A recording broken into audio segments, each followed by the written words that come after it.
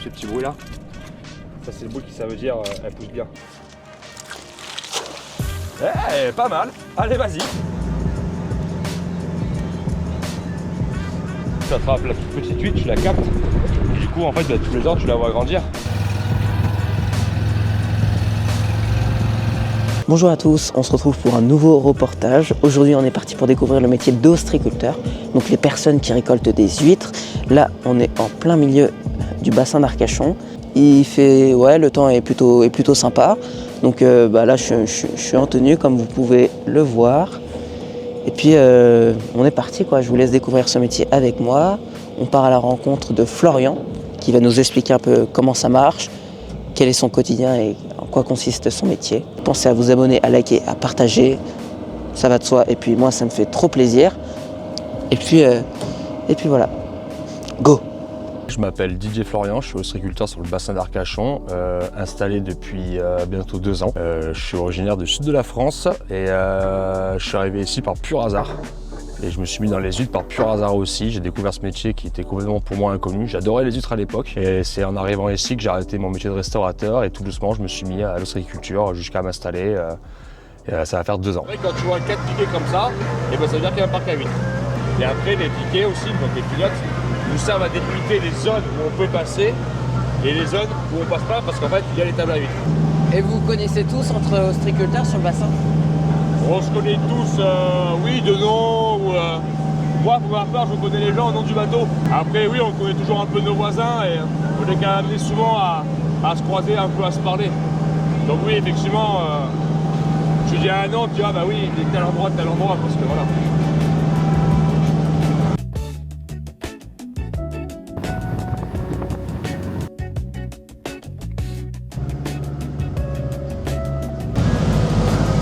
Attention à la vague derrière. Donc là je vais rentrer dans le parc, on va s'amarrer. Ouais. On va jeter les poches. C'est vraiment un gros bateau vu comme ça. L'entrée dans le parc à huîtres.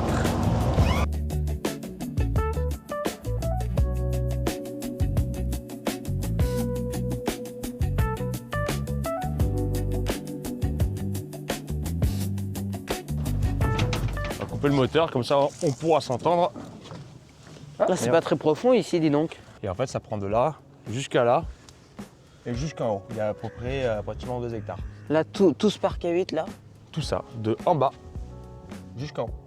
Okay. Ça, on va y monter aussi. On va jeter ce que j'ai trié ici et après, on va monter plus haut parce que là-haut, j'ai les petites à récolter. Donc, c'est ici qu'on va jeter, c'est ça? Voilà. Ok, Et j'arrive. après, au fur et à mesure, on va reculer le bout. Donc, c'est là et c'est là? Tout ça. Et tu vois, hop, et après, deuxième table. Donc, tu as vu les poches, c'est des baguettes. Tu vois, la technique, c'est, tu vois, tu as ce petit cerclage là qui la rigidifie. Tu prends et tu pousses de la main, hop. Et regarde, si tu la jettes bien, elle tombe à sa place. Eh, pas mal. Allez, vas-y. Alors, ce que je te propose, c'est que je vais avancer un peu. Et quand je te dirai go, ça, tu pousses à l'eau. Ok. Ça te va? Ouais. Comme ça, c'est une palette qu'on va déposer et à basse mer, on va venir la remplir.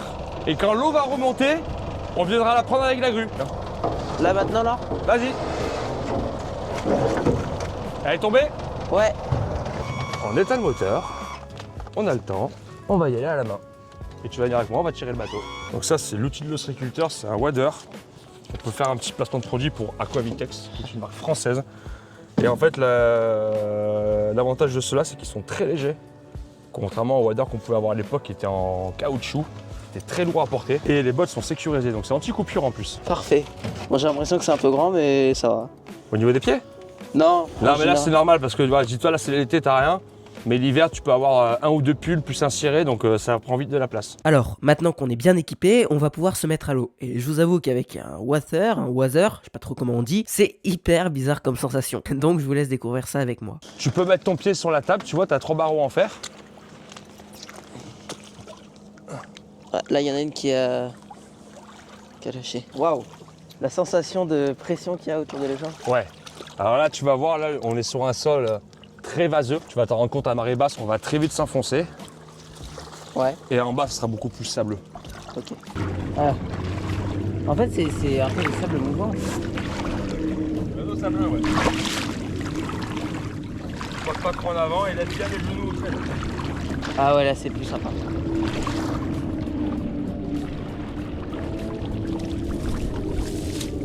Mais là elles sont attachées. Celle-là, oui. C'est des bébés huîtres. Ouais. C'est ça qu'on a attrapé l'année dernière au mois d'août. Là, qui ont été calibrés. Ah ouais, elles sont grosses. Mon métier d'ostriculteur, il consiste à élever les huîtres et du coup, on fait toute la croissance du début jusqu'à la fin, donc du captage et jusqu'au développement complet de l'huître qui va durer entre 3 et 4 ans. Ça, c'est la pousse de l'huître. En fait, elle commence à faire cette espèce de petite là, comme ça, elle pousse et après, ça va se durcir. Et quand la pousse, elle commence à devenir blanche, c'est qu'elle va s'épaissir. Tant qu'elle est un peu violette, c'est que ça pousse encore. Là, ce petit bruit là.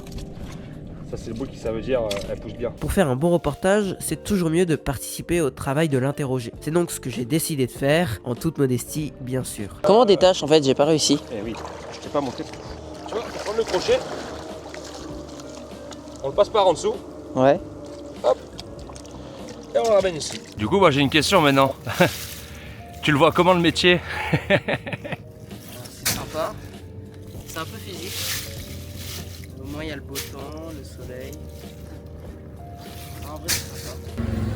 Ça, c'est fait. Ce qu'on entend souvent, c'est que c'est un métier qui est dur et qui est compliqué. Tout le monde a vraiment l'impression qu'on physiquement on a beaucoup de mal. Alors oui, physiquement c'est un métier qui est un peu dur. Par chance, à la nouvelle génération, on commence à s'équiper avec des machines qui permettent de nous lester, de gagner du temps sur ce qu'on fait. Allez, c'est parti.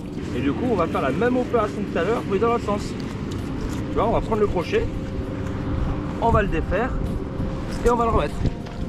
Et après, toutes ces huiles qu'on va ramasser là, demain je vais les trier et ça partira au marché.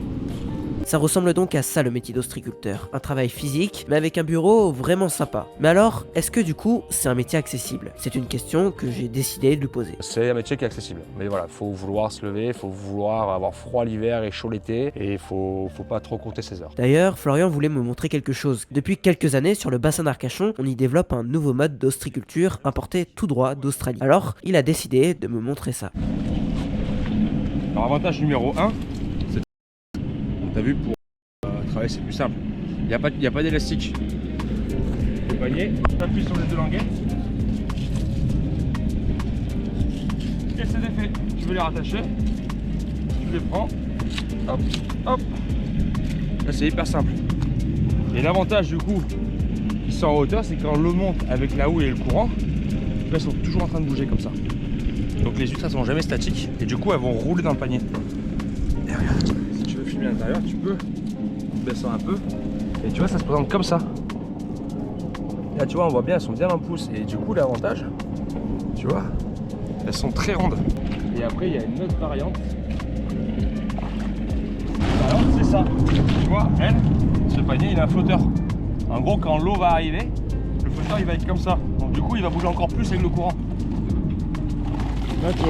Et du coup, elle travaille beaucoup plus. Du coup, tu vois, à contrario, elles n'ont pas beaucoup de pouces, par contre, elles sont très très très rondes. Ah, elles sont belles. Et regarde, prends un dans la main. T'as vu comme c'est lourd? Tu vois, c'est un petit C'est caillou. consistant, ouais. Ouais. Il est évident que le reportage ne peut pas se finir en montrant la tâche finale d'une marée ostricole. D'abord celle de récupérer les cages en fer, vous savez celle qu'on a lancée par-dessus le bateau au début de vidéo, mais surtout celle de faire sortir le bateau des champs ostricoles avec les mains et avec les pieds. Ouais, ça paraît un peu original. Ah, ça bouge pas. Ah, si. Ça commence. Et là, on va aller charger les palettes avec la mini grue sur le bateau. Ça va être très stylé. J'ai assez de force pour porter un bateau à moi tout seul, vous vous rendez compte?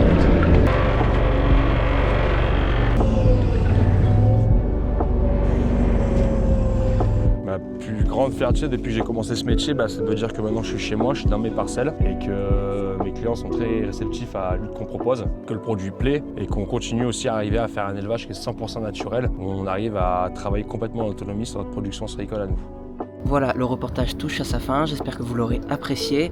N'hésitez pas encore une fois à vous abonner, à liker, à partager, ça va de soi. Et puis si toi aussi tu veux faire découvrir ta passion, ton métier, quelque chose d'original, quel que soit ton âge, contacte-moi sur Instagram ou sur TikTok, on peut toujours faire quelque chose, je suis ouvert à toutes les propositions. Et puis sinon, je vous dis à très bientôt pour de prochaines découvertes. Allez, ciao, c'était Vico Report.